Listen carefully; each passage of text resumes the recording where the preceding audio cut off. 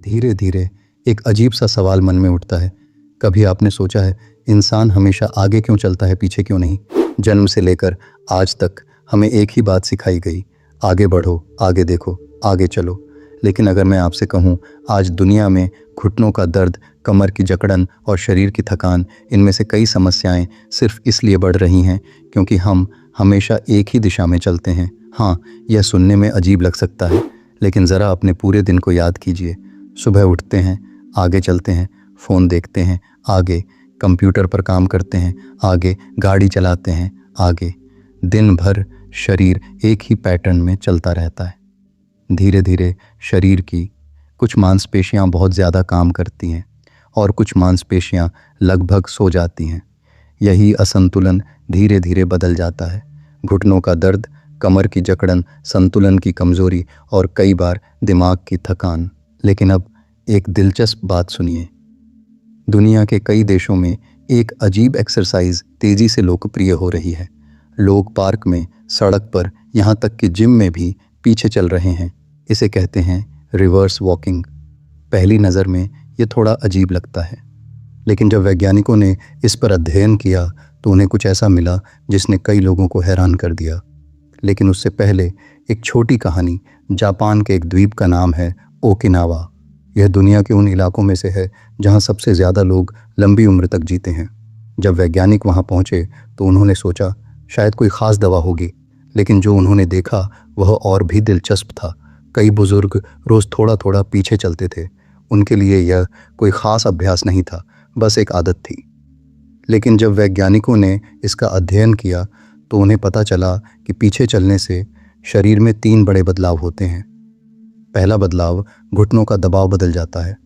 जब हम आगे चलते हैं तो घुटनों के सामने वाले हिस्से पर ज़्यादा दबाव पड़ता है, लेकिन जब हम पीछे चलते हैं तो घुटनों के आसपास की छोटी स्टेबलाइज़र मसल्स सक्रिय हो जाती हैं। ये वही मांसपेशियां हैं जो घुटनों को मजबूत और स्थिर रखती हैं। दूसरा बदलाव, दिमाग ज़्यादा सक्रिय हो जाता है, क्योंकि पीछे चलते समय दिमाग को हर कदम पर नई जानकारी समझनी पड़ती है। इससे दिमाग का एक हिस्सा, जिसे सेरेबेलम कहते हैं, ज़्यादा सक्रिय हो जाता है। यही हिस्सा शरीर के संतुलन और कोऑर्डिनेशन को नियंत्रित करता है। इसीलिए कई वैज्ञानिक रिवर्स वॉकिंग को ब्रेन एक्टिवेशन एक्सरसाइज भी कहते हैं। लेकिन तीसरा बदलाव सबसे दिलचस्प है, और यहीं पर विज्ञान और योग एक दूसरे से मिलते दिखाई देते हैं।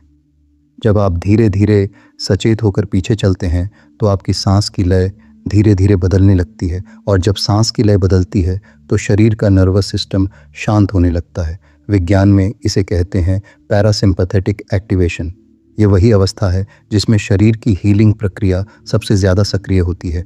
अब यहाँ योग की एक गहरी बात याद आती है। योग कहता है, जब शरीर एक ही दिशा में फंस जाता है तो ऊर्जा भी एक ही पैटर्न में अटक जाती है। लेकिन जैसे ही आप दिशा बदलते हैं, ऊर्जा का प्रवाह भी बदलने लगता है।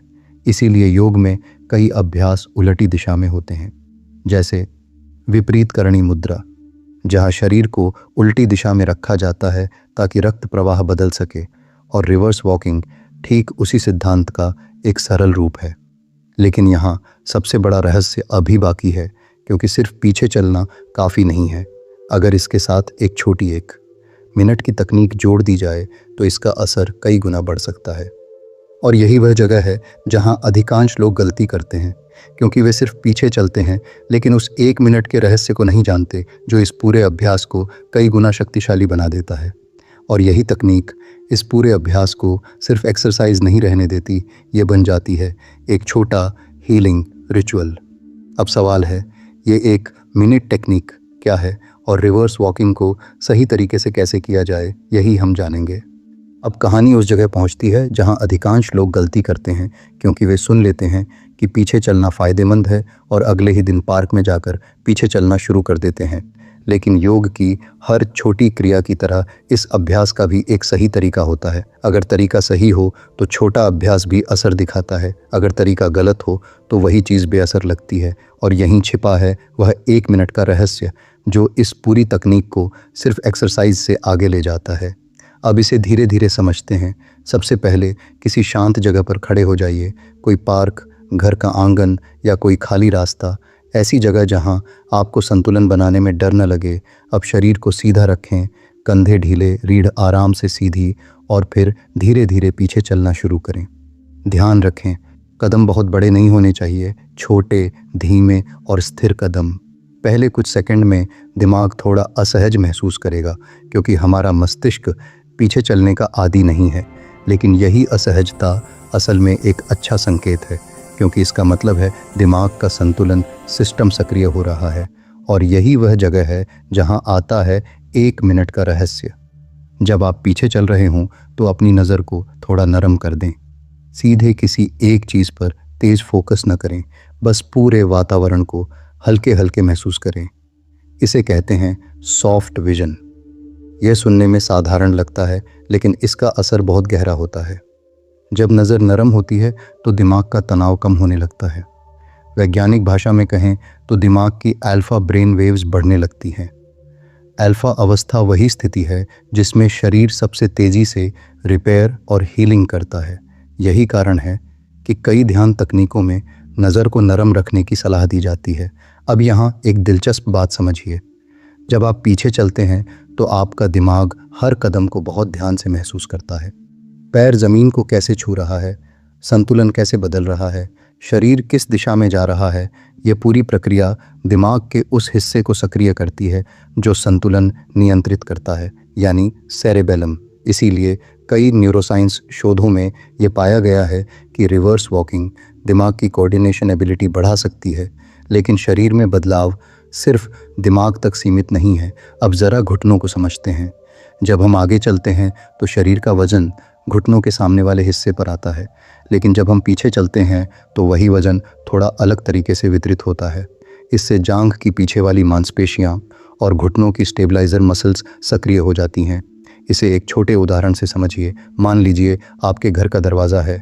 अगर वह दरवाज़ा सिर्फ एक ही दिशा में खुले तो उसके हिंजेस जल्दी घिसने लगते हैं, लेकिन अगर वह दोनों दिशाओं में चले तो उसका संतुलन लंबे समय तक बना रहता है। शरीर भी ठीक ऐसा ही है। जब चाल की दिशा बदलती है तो शरीर के अंदर नई मांसपेशियां सक्रिय हो जाती हैं, और यही कारण है कि कुछ स्पोर्ट्स ट्रेनर एथलीटों को भी रिवर्स वॉकिंग और रिवर्स रनिंग करवाते हैं, क्योंकि इससे टांगों का संतुलन और ताकत बढ़ती है। लेकिन योग की दृष्टि इससे भी गहरी है। योग कहता है शरीर सिर्फ मांस और हड्डियों का ढांचा नहीं है, यह एक ऊर्जा प्रणाली है जिसमें प्राण लगातार बहता रहता है। जब शरीर एक ही पैटर्न में चलता रहता है तो ऊर्जा का प्रवाह भी सीमित हो जाता है, लेकिन जैसे ही आप दिशा बदलते हैं ऊर्जा का प्रवाह भी नए रास्ते खोजने लगता है। इसीलिए योग में विपरीत दिशा के अभ्यासों को बहुत महत्व दिया गया है। रिवर्स वॉकिंग उसी सिद्धांत का एक सरल रूप है। अब यहाँ एक छोटा वास्तविक उदाहरण सुनिए। मान लीजिए कोई व्यक्ति लंबे समय से ऑफिस में बैठकर काम करता है। दिन भर कुर्सी पर बैठना, कम चलना और हमेशा आगे झुककर काम करना। धीरे धीरे कमर और घुटनों पर दबाव बढ़ता है। लेकिन जब वह व्यक्ति रोज सिर्फ 1-2 मिनट रिवर्स वॉकिंग शुरू करता है तो शरीर की कुछ सोई हुई मांसपेशियां फिर से सक्रिय होने लगती हैं, और कई बार यही छोटा बदलाव बड़े फर्क की शुरुआत बन जाता है। यही कारण है कि कुछ पुराने आश्रमों में कुछ साधक सुबह सुबह धीरे धीरे पीछे चलते थे। उनके लिए यह सिर्फ व्यायाम नहीं था, यह एक प्रकार का छलता हुआ ध्यान था, जहां शरीर भी सक्रिय रहता है और मन भी शांत होने लगता है। अब इस अभ्यास को एक छोटे प्रयोग की तरह अपनाइए। अगले 2 दिनों तक हर दिन सिर्फ 1 मिनट रिवर्स वॉकिंग, बस इतना। लेकिन करते समय 3 बातों का ध्यान रखें। पहली, धीरे चलें। दूसरी, कदम छोटे रखें। तीसरी, नज़र को नरम रखें। अगर आप इसे सजग होकर करेंगे तो कुछ दिनों में छोटे छोटे बदलाव महसूस हो सकते हैं। घुटनों में हल्कापन, चलते समय बेहतर संतुलन और मन में एक अजीब सी शांति। और यही योग की खूबसूरती है। यह हमेशा बहुत कठिन अभ्यास नहीं देता। कभी कभी सबसे छोटा अभ्यास भी सबसे बड़ा परिवर्तन शुरू कर देता है। अगर आपने यहाँ तक सुना है तो कमेंट में एक शब्द लिखिए, प्रयोग, ताकि मुझे पता चले कितने लोग इस छोटे प्रयोग को अपने जीवन में आजमाने वाले हैं। और जब भी यह अभ्यास करें, एक बात याद रखें, कभी कभी जीवन में सही दिशा पाने के लिए हमें थोड़ा पीछे भी चलना पड़ता है।